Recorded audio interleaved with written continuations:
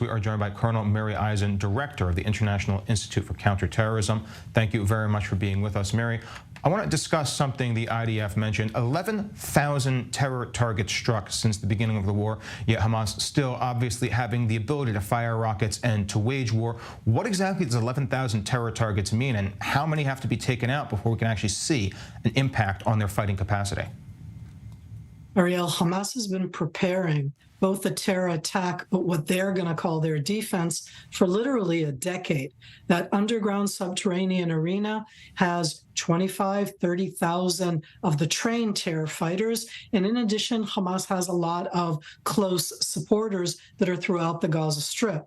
All of this within that urban civilian above ground arena, aside from the below ground. So what does 11,000 targets mean? It means that you're getting to the opening of a tunnel, and when you're attacking the tunnel itself, you could be attacking the building that the tunnel starts from. When you see the aerial visuals of the IDF or the Israeli Air Forces attacking something from the air, it could be that the ground forces have been inside the building, have seen the entrance to the tunnel, or they are nearby. You can see the different connections between anti-tank missile terror teams that are on vehicles, but they can also be in a building, in a window, coming out of a tunnel. Every single one of these is going to be a different target. The cache of weapons. All of this is information that we pretty much had before. And in that sense, it's something that you were building over the last month. The interaction of the troops going into the Gaza Strip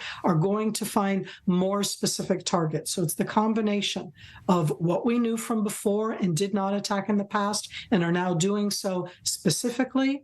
And I think the biggest event in that sense was the attack against the terror tunnels underneath the Jabalia refugee camp. That's the big attack of yesterday. Absolutely. And on the topic of getting into those tunnels, rescuing hostages and the like, we're now hearing reports that U.S. commando teams have showed up in Israel to help Israel with the intel side of this. What are they bringing to the table here? What sort of necessary skill set needs to be brought to bear to tackle this situation? Well, sadly, in this world, it's the United States and a few of the other Western countries who have been in this type of it was caves and tunnels, both in Afghanistan and the area in Asia. Israel, in that sense, has done this in the past. This is not the first time we're meeting tunnels, but until now, we met what I'm going to call the attack tunnels, the ones that Hamas built from the Gaza Strip into Israel, and of course, the ones that Hezbollah built from Lebanon into Israel. Those we destroyed to a large degree. But right now we're talking about getting into them. How do you go underground? How do you find the entrances? What do you do inside that arena, which is very, very crowded? It can be booby-trapped. What type of weapons can you use? How do you avoid those traps that they're putting? These are things that in learning you do systematically, clearly, and you try to learn from whoever has done it before. Again, nobody's ever done it in any way on the scale and the challenges that we're facing right now in that subterranean arena underneath the refugee camps in the city of Gaza, literally throughout the Gaza Strip. Definitely, Mary. We're going to come right back to you shortly on the northern front. But before we do that, we are going to turn our eye there where our correspondent, Mary McAuliffe, is standing by. Mary, it's good to have you with us. Can you walk us through the latest developments on the northern front as well? Good morning, Ariel. So it's been a quiet night overnight for many of the northern residents here in Israel. It's been some hours since we had some rocket sirens ringing out, but that doesn't mean there hasn't still been activity on the ground. Israel and Hezbollah continue to trade cross-border attacks. And in the wider region, the wider Middle East, we continue to have some worrying developments, and also a lot of diplomatic actors also now acting. The Russian foreign minister also now coming out last night saying that Israeli strikes, calling them unacceptable and condoning Israeli aggressions in the region, saying that Israel's retaliation on Syria strikes was looking to destabilize the region. Of course, Israel was responding to strikes that originate in Syrian territory that was targeting Israeli civilians. So we've seen these worrisome developments. The U.S. is also deploying additional troops to the Middle East. The Pentagon specified that they would not be coming to Israel, but they will be coming to the region and joining those aircraft carriers and all of the different force deployments and mobilizations that we've seen the U.S. trying to posture to move more forces closer to the area. Well, thank you very much, Mary, for the updates from the northern front. We'll be back with you later for more as it develops. I'm going to turn back to Miri Eisin now to analyze the north a little bit more. Miri, one of the things that we're hearing, it's not just on the north, but those flaring up from Houthi rebels in Yemen, other reports saying from the Iraq border as well. Ultimately, Israel says they want to focus on Gaza right now, but Israel still has to respond to this sort of aggression, does it not? Israel is responding to these aggressions all the time, but look at this broader aspect. When we're talking about the Hamas attack, it's a Hamas attack, but to a large degree, and that's part of our failure of October 7th, Israel was looking at Hezbollah, who was planning a similar attack, only even bigger than what Hamas did. So we're very focused on not just the preemptive idea, making sure that nothing expands there, being ready for any possibility. Because the big question is, so why hasn't Hezbollah attacked? Why have they not brought out their forces in the way that they know how? And here, Ariel, I would say that perhaps to put up a big map of the greater Middle East, Iran over the last decade, certainly throughout the Syrian war, became the main backer and the state sponsor of different Shiite and non-Shiite forces throughout the Middle East, like the Houthis in Yemen, who have already been firing different types of weaponry towards Israel. The Houthis in Yemen have been fighting both in Yemen and against Saudi Arabia and against the Emirates. Again, if you look at the map, you'll see, and the capabilities that the Houthis in Yemen have are from Iran.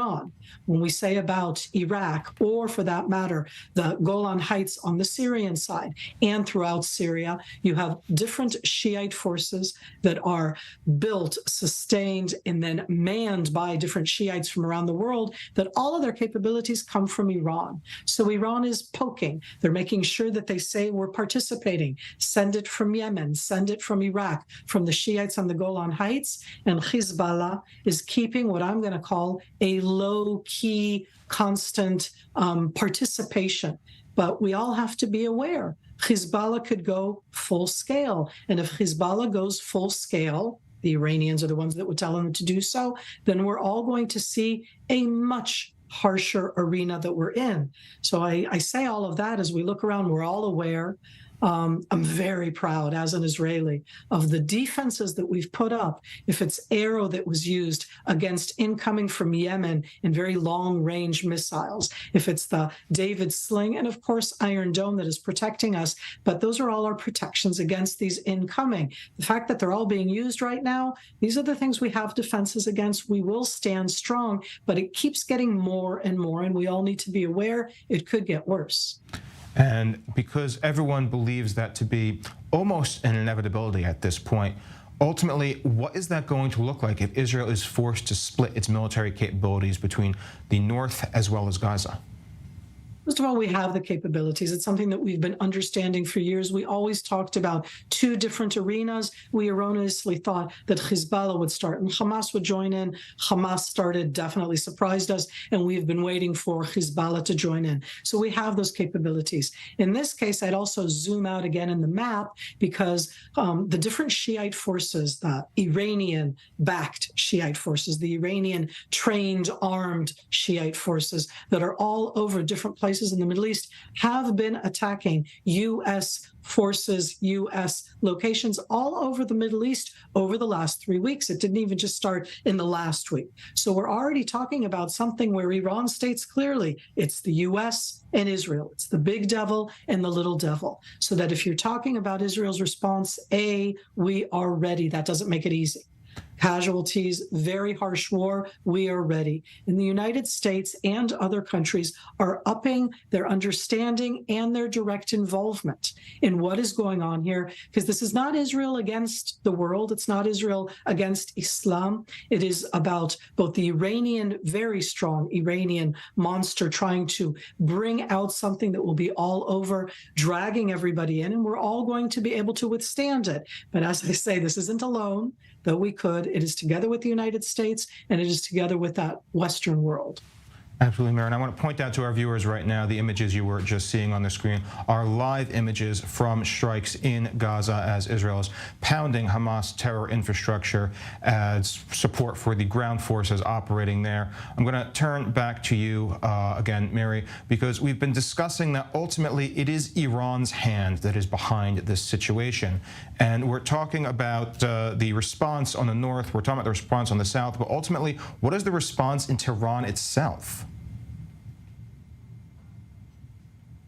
They are so supportive of the Al-Quds, whatever the Hamas have called this in that sense. And here it's part of that manipulation that we all need to be aware of, Ariel, meaning that Hamas, or it could have been Hezbollah, start a war, start a horrific genocidal terror attack, unheard of, unprecedented, and immediately base it on the fact that they're trying, A, to free Palestine. They're not trying to free anybody. They're trying to destroy Israel. They're not freeing the Palestinians. Hamas is the worst thing that happened to them, together with Iran. So Iran states clearly that they support the Palestinians. They're trying to frame this as part of being within the Palestinian arena, which it is not. It's about annihilating Israel. Hamas calls for our destruction. Hezbollah calls for our destruction. Their ideologies go hand in hand. I think, though, Ariel, people should be aware.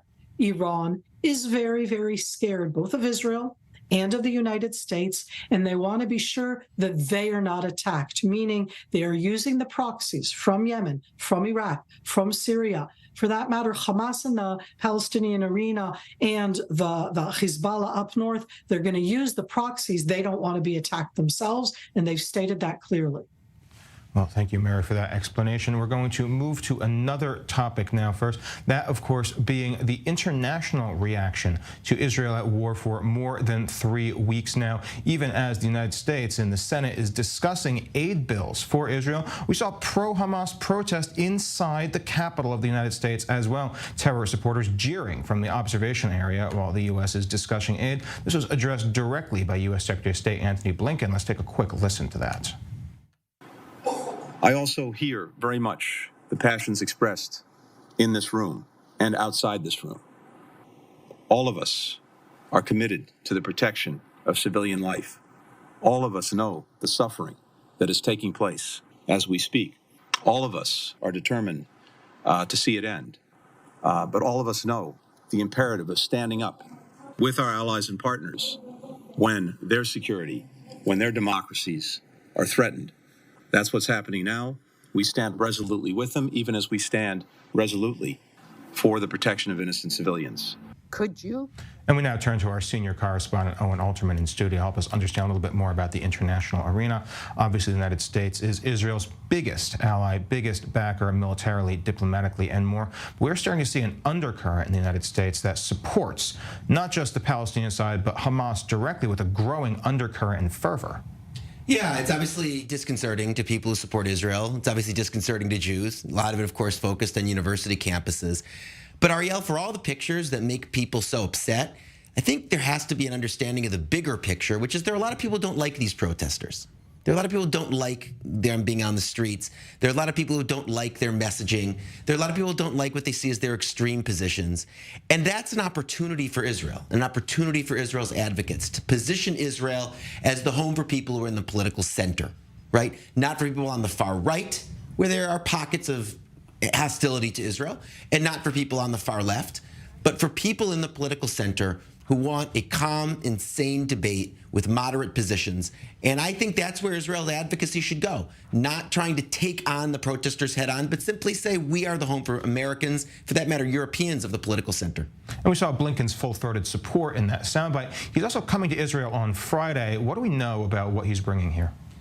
We'll have to see. But again, one would imagine that just as last time when he came, he'll sit with that war cabinet and tell them what he thinks. Obviously, the context is different than the first visit, right? In the immediate aftermath of the October 7th attacks, now the Israeli military is, by its own statement, deep inside the Gaza Strip.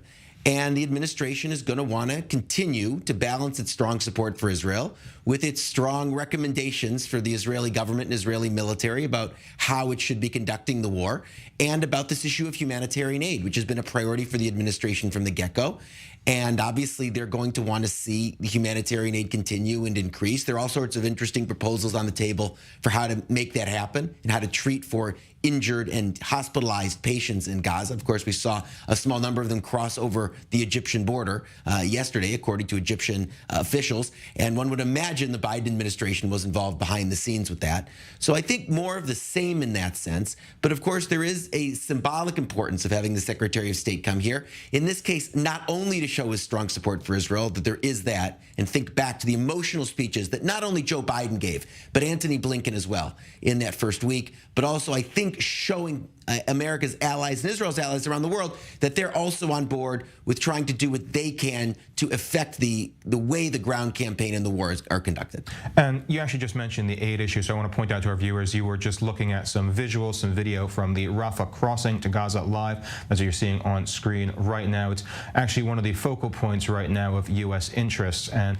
before that, we are going to hear directly from the U.S. National Security Council spokesman John Kirby talking about, well, the humanitarian situation in Gaza at the moment. Well, without getting into this specific moment that we're in right now or litigating this from the White House podium, we do believe that humanitarian pauses could be of value, but they have to be, there has to be credible support on both sides here for where to do it, when to do it, for how long to do it, and for what purpose. And we're continuing to work with partners in the region, and including those who have a direct line of communication with Hamas to see if that's possible. The goal would be to get aid in, to maybe get people out that want to evacuate. It also would be valuable, a humanitarian pause every now and then would be valuable for us if, in fact, there's a serious effort to get hostages out, because you'd need some kind of pause of the fighting to be able to do that safely.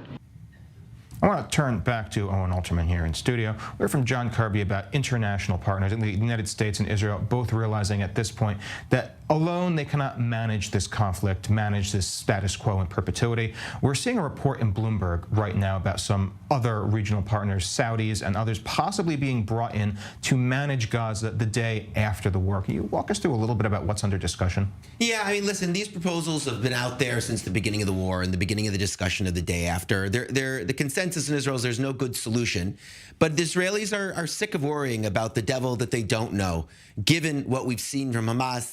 The consensus in Israel is willing to take its chances on the day after, but that doesn't mean Israel shouldn't plan. If it were easy to find a different political solution for Gaza and international actors who would be interested in being in Gaza and policing it, it would have been done a long time ago. So again, the idea of bringing in Arab militaries and Arab policemen, let's say, to help manage the situation there is an old idea, but it's getting a kind of new lease on life. And maybe the cause for optimism here, Ariel, is that the Saudis have a real stake in this now. They seem to want to go forward with normalization with Israel. They obviously want to increase their influence in the region. They have an interest in stability. They could be an actor who might be able to be trusted. They have the resources, both financial and in terms of their military training, to help make these things happen, whether it be reconstruction or whether it be maintaining the security situation in Gaza. So that's why this idea and this concept may be a more realistic one than ideas that have been floated in the past. So you are right that Israel and the United States will need help from allies in the region and beyond. And again, just to go back to what John Kirby said about the humanitarian pauses, I think at the end of the day, if this is something Hamas agrees to, Israel will need to. Then this is different from a long-term ceasefire. It's, I think, more similar to what we've seen in previous rounds of fighting in Gaza, a pause for a few hours, as he said, to get aid in, and in this case, maybe people out. Oh, and I'm going to turn back to Colonel Miri Eisin for some further discussion on that. The idea of a multinational peacekeeping force of regional partners to the United States, or people the United States can at least work with. How viable is this really from Israel's perspective, given that one of the parties in discussion is Qatar, who's funded Hamas throughout the entire conflict? Not just conflict, but for years. But remember that Israel acquiesced with that. And I say that because at the end, Ariel, as Owen said before, and I wholeheartedly agree, there are only bad options but they are options. And if you don't choose any of those bad options, then what are you going to do? Have Israel rule over? I think that the one thing that Israel understands very clearly is that we don't want to conquer. We don't want to rule over. We left in 2005 for a different kind of future. That doesn't mean right now that we're going to let Hamas stay, that we're not going to let. But I do think that these different partners that we do not like, none of the options are good, are the ones that are on the table. We need to keep that, as I say, it's an open mind about the bad options, but they are still options, and they're things that we need to look at clearly. Saudi Arabia, Qatar, the different countries around, nobody's going to want to be there, but there may be that necessity, and that's where it's going to go to. And you mentioned Saudi Arabia there at the end, because they are the big wild card in this. They have a lot of power. They've paused any of the normalization, but what role might they have in actually managing or resolving this issue? Ariel, we're 24 days into a war that is unprecedented in between Israel and our surroundings. It's unprecedented because the terror group Hamas do not only challenge, terrorize Israel. Hamas is Hamas Muslim Brotherhood. There's a connection here that we don't talk a lot that has to do also with all of the different, I'm not going to say moderate, but certainly the Sunni governments, not exactly democracies throughout the Middle East, including Saudi Arabia. So in that sense, there's a very quiet aspect of what needs to be done with Hamas that impacts Saudi Arabia directly about the day after, about what that means. And I think that here there are interests that are not above. We're not going to be talking about them, but they are actually quite long-term. And Miri, less than a minute left here. When we're talking about bad options, what can we say about this humanitarian pause the United States is asking for? That all of us want a humanitarian pause for the people in the Gaza Strip. It doesn't matter if we think that they themselves overwhelmingly support Hamas. As I look at that, I say, absolutely, get them water, get them medicine. I don't want anybody to starve to death. I want them to live, and that's why we've been telling them to move. And that's a pause. It has nothing to do with a ceasefire. It has nothing to do with the continuation of Israeli actions against Hamas in the Gaza Strip. Thank you very much, Miri Eisin, for helping us understand all of the background, the tactical, and the more in-depth intelligence behind this conflict. Thank you very much. And also